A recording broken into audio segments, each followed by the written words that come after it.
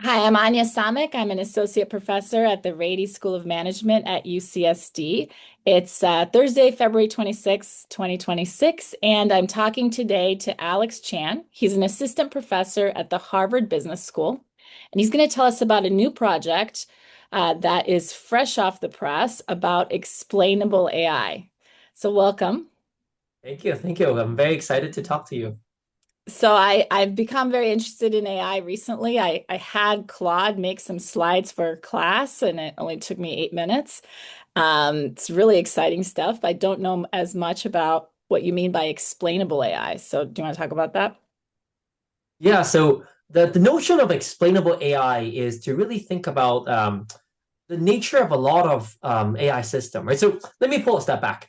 We sort of live in some kind of like I mean, at least I live in a sort of a modern professional contradiction. But as a a scientist, and frankly, as a human being, we rely on AI constantly, right? You mentioned like Claude or ChatGPT. It makes us like a lot faster, a lot more productive, and often better at doing our jobs. I mean, at least my job. And yet, as a scientist, right, I am deeply uncomfortable with how little I understand why it does what it does, right? And that's exactly because of this black box nature that surrounds a lot of the modern AI systems. When you engage with, let's say, human experts, and in general, when we think about the past ways of engaging systems like this, I mean, it's different from AI because AI systems uniquely unbundle the prediction part or the recommendation part from the explanation part, right? With human experts, often the justification is often like bundled with the communication and the reputation. Whereas AI, you just like high performing or highly predictive score that can be operationalized instantly, while the explanation is a click away, but you often don't consume that. So that's where I was coming from is to look at this sort of phenomenon of like getting into the guts of AI. Sometimes this is called AI explainability, interpretability. And coincidentally, there are probably more papers published on this topic in the past, year than we have NBR working papers. So there's a lot of Really? papers that come on the topic. So can you give an example in your own life of where you might be using AI in this way where you get the recommendation without the explanation and why you might not click? Yeah. So I mean, I mean, I use the example that I actually used in, in this paper, maybe, or a bunch of other things, right? So I, in general, I think about how markets are designed in domains where the stakes are high. I mean, I work on healthcare and a bunch of other things. Like the healthcare market is one such market. The credit market is another example that people think a lot about, right? So, let's say you in this experiment, I actually think about this particular context, right? Is that if you have banks or lenders making a decision to whether they want to, issue a loan to someone, right? They rely on the AI score very often. How risky is this person? What's the credit score of the individual? Right? That's an example of these things coming into our lives all the time. Mhm. So that's the starting point and why the reason why I picked loan officers as an example and as the motivation of this experiment actually comes from the fact that this is actually one of the very prevalent areas of where explainability might be important.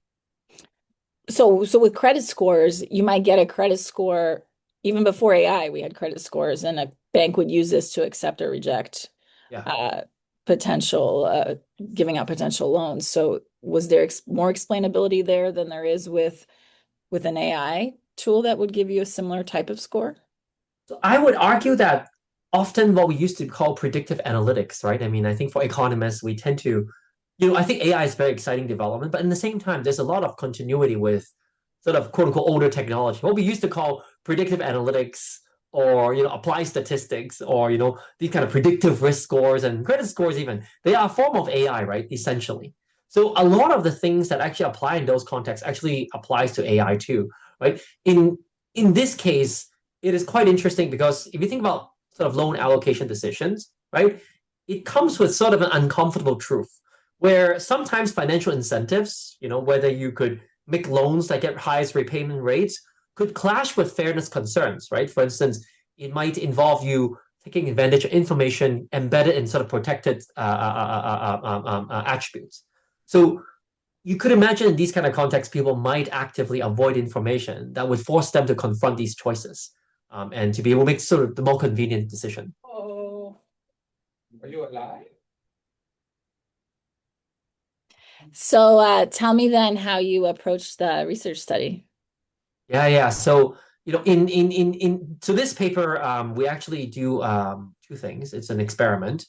Um, the participants in my experiment act as loan officers, and they are allocating real private interest-free $10,000 loans, 10,000 US dollar loans, using an AI default risk predictor, right?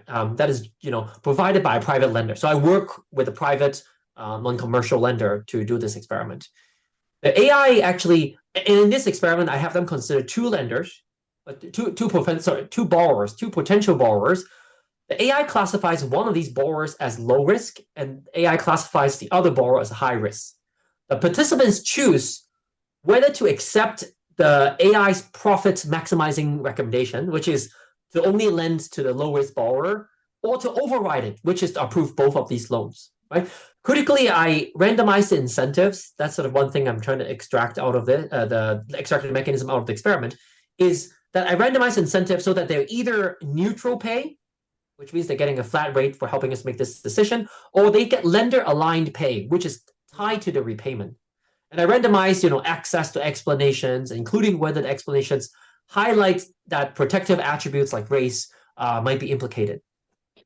And so is there a control group that doesn't receive the AI recommendation? There's a control group where they actually, well, so everyone is making this loan decision, and they know that an AI is making a prediction. The quote unquote control group that I think of is the neutral group, where Okay. I'm basically modifying how much they are, how much their profit maximizing or self-interest is elevated in this decision. Um, So we're not thinking about what's the impact of the AI recommendation on loan decisions. We're just thinking about what's the impact of having more information from AI on the loan decision. yeah, That's the exactly. explainability part of this. Exactly. And I think to sort of even to build on what you said, the friendly amendment to that is I want to think about how people, what the people's preferences are and how humans engage with two separate information goods. One of them is the prediction itself, and the second one is the explanation of how the prediction was made of the AI system. So I'm trying to think about when people are making these high stake decisions, like how do they engage with the prediction and how do they engage with the explanation? That's what this paper is looking at.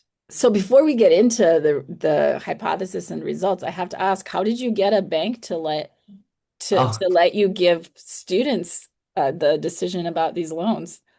yeah. So I work. This is a private lender that I know. And they basically have already considered a bunch of potential borrowers.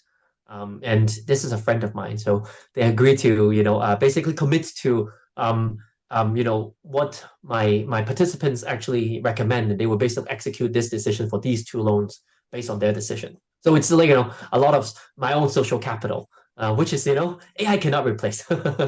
I mean, it almost sounds like we don't really need loan officers at all if we can just have a bunch of undergraduate students in a lab make a decision based on an AI recommendation. So actually, one part of this experiment, so to jump ahead of myself, one part of this experiment actually set them up so that actually there's a value for the individuals to be part of the decision too, because turns out a lot of times when we look at an AI system, when they make predictions or they give us some information, we also have private context or private information. For instance, if let's say my AI is telling me that based on my, biometrics and based on my sleep, especially, like, and it's because of my sleep pattern for the last 3 weeks, then I really should go to the hospital. So it seems like something really bad is happening to me. But if I know I just, have twins, and that's why you're not sleeping at all for the past 2 weeks, then to not really worry about the AI's prediction, right? So a lot of times, if individuals could bring in private context that actually could enrich the prediction exercise, even if you have a highly accurate AI, if that makes sense. Okay, that does make sense. Good. So I want to, before we get to the results, what did you expect to find? Yeah, I expect to find that. So I expect to find that, so coming from where usually we think about explainability, and I mentioned earlier, right? There's a ton of people working on explainability and interpretability or XAI. And the thing that's quite interesting is that basically all of these people from sort of the engineering background or from the computer science background is that you pretty much are just assuming that people obviously want to know more. Obviously, we want to, the idea is to develop these techniques to make these interpretations and explanations more and more clear. So there's an underlying assumption about people wanting to consume this explanation because you could just ignore it if you like, right? I mean, Mhm. and obviously, I would want to see the explanation to just in case if I have private context that I could use that could make let me make better decisions. So I was somewhat expecting that maybe people would really want to see the explanation too.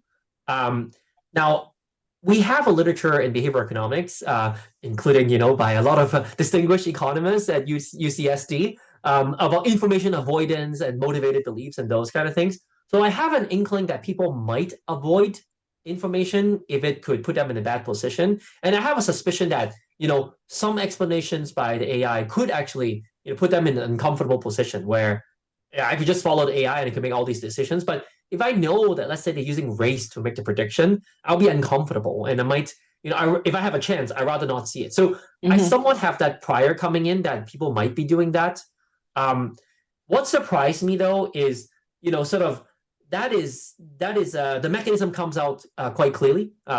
And in the same time, there's a secondary part of this where I ask if people want to penalize people who just acted like, people who avoided information strategically, and they do want to punish them. That part is very surprising to me. And the earlier example that I gave about combining your own private contacts with AI's prediction, I actually would have thought that people would be better at figuring out that, the AI explanation would be more useful when they have private information that the AI does not have. But it turns out that people do not make that contingent reasoning very well. They kind of they would I think they some maybe they use some heuristic. This is something just speculation that I know more. I know something AI doesn't know, so maybe I care less about what the AI is using as an explanation. Whereas they should, because then they actually use that as a complement to their own information and make better decisions. So the second part was a little bit surprising too. So people are treating the AI information and their own information as a substitute rather than as a complement. Exactly, exactly. So that was surprising to me. Um, So just to back up, so they've got two loan they see side by side two potential people they could give a loan to, and they're required to choose one of them, or they could choose neither or both. Yeah, so they have to choose both or the one that AI recommended, just to simplify the decision.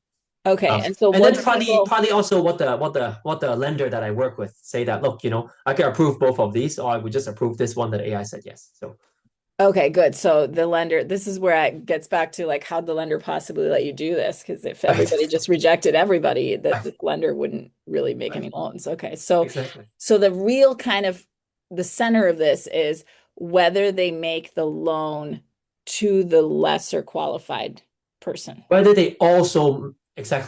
also approve the loan to the higher risk individual. That's right. And what's the rate at which they do that in the control group? So just having just only the AI information, how frequently do they make the loan to the second person?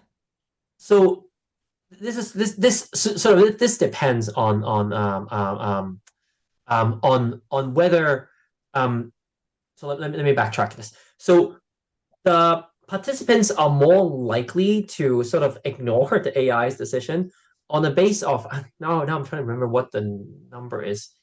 I remember the increase. I remember the difference when they see the explanation, then they actually Gotcha. switch to approving both like around Oh, okay. 8% So the higher. explanation helps them approve more.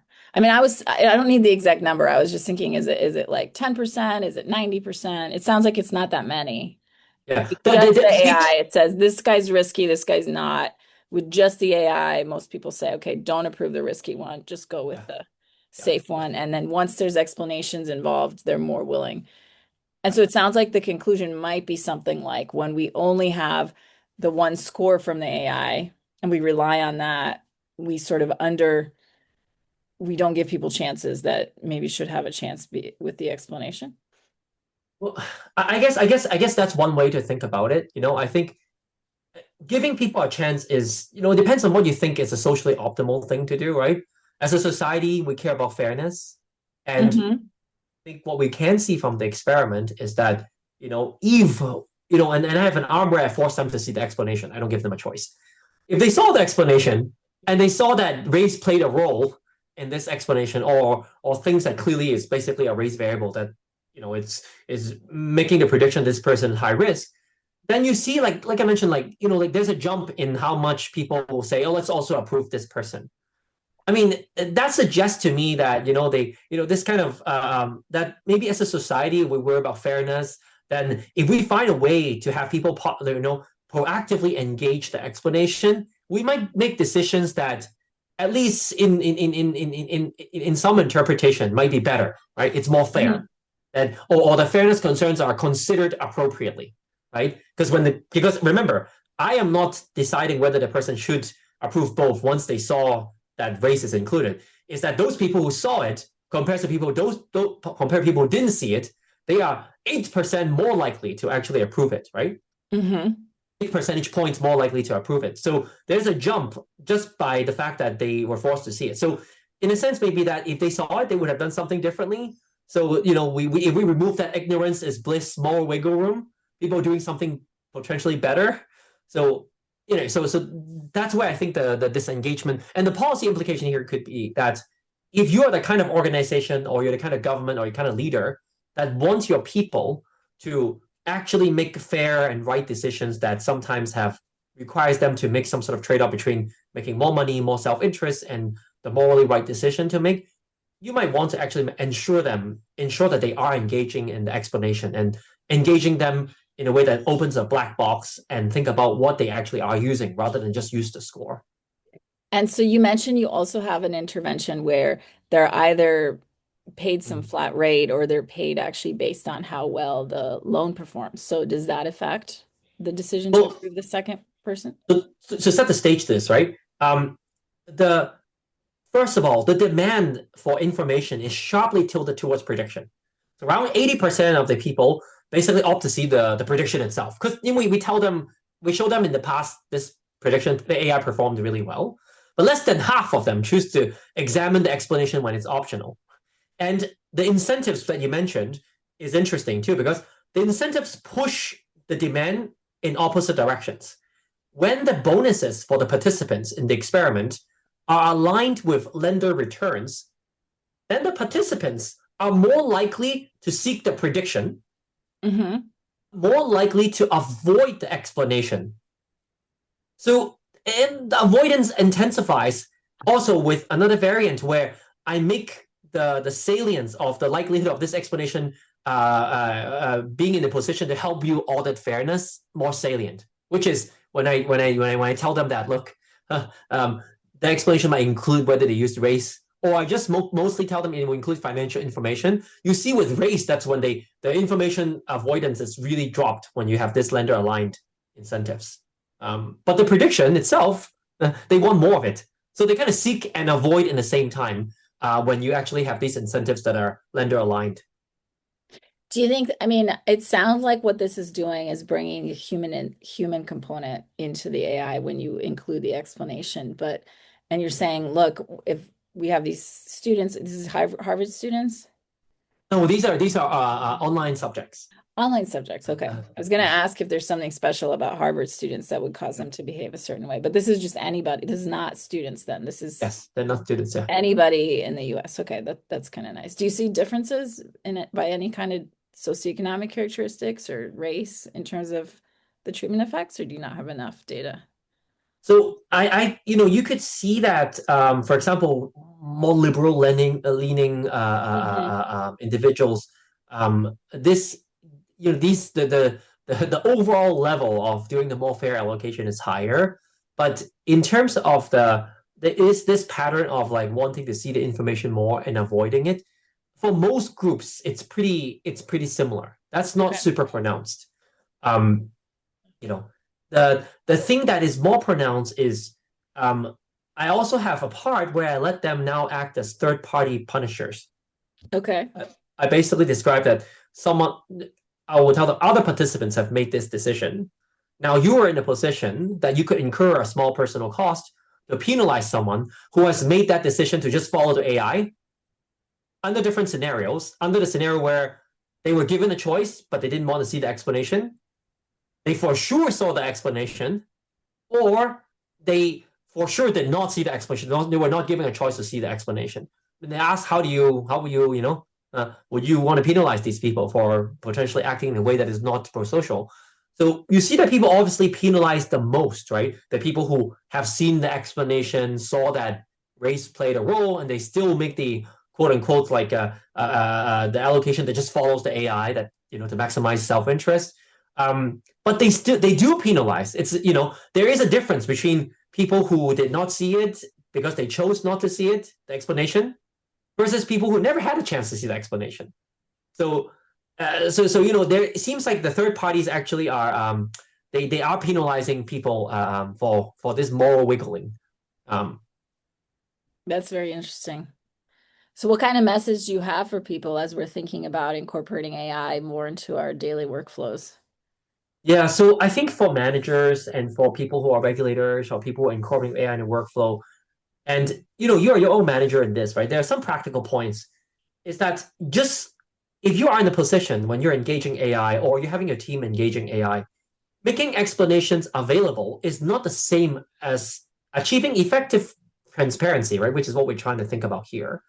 Because incentives can predictably generate selective transparency, right? I mean, predictions are very much consumed and explanations are bypassed, especially when this explanation constrain discretion, right? So you have to first be mindful that this is the case.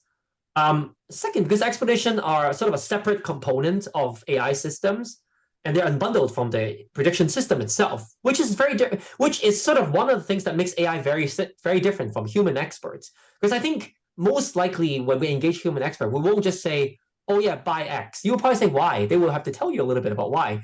But AI is so distinct in that we just go with a black box, right? So we want to think about this, this unbundling, and think about institutions and think about how they could design defaults and maybe require some sort of review in flagged cases and logging and have some sort of auditor access to convert sort of this technical dimension of explainability into sort of real oversight. So in other words, like if you want an oversight, you should try to you need to build it in. The technology itself won't do the job. And one sort of more macro, sort of speculative, since everybody's speculating about AI these days and in grand terms and on LinkedIn and other places. But accuracy scales very quickly, and you see this money pouring in, but accountability does not. So in Mhm. the AI mediated decisions by yourself and other sorts, the risk is less often bad predictions nowadays, as it is, the organizations that overconsume the predictions, right? Um, Yep. but but then it is this a predictable unfairness that we need to really pay attention to. That's very interesting. So accuracy scales quickly, but accountability does not. I think that's a good line to leave with. I appreciate your time. Thank you so much. Thank you, Anya.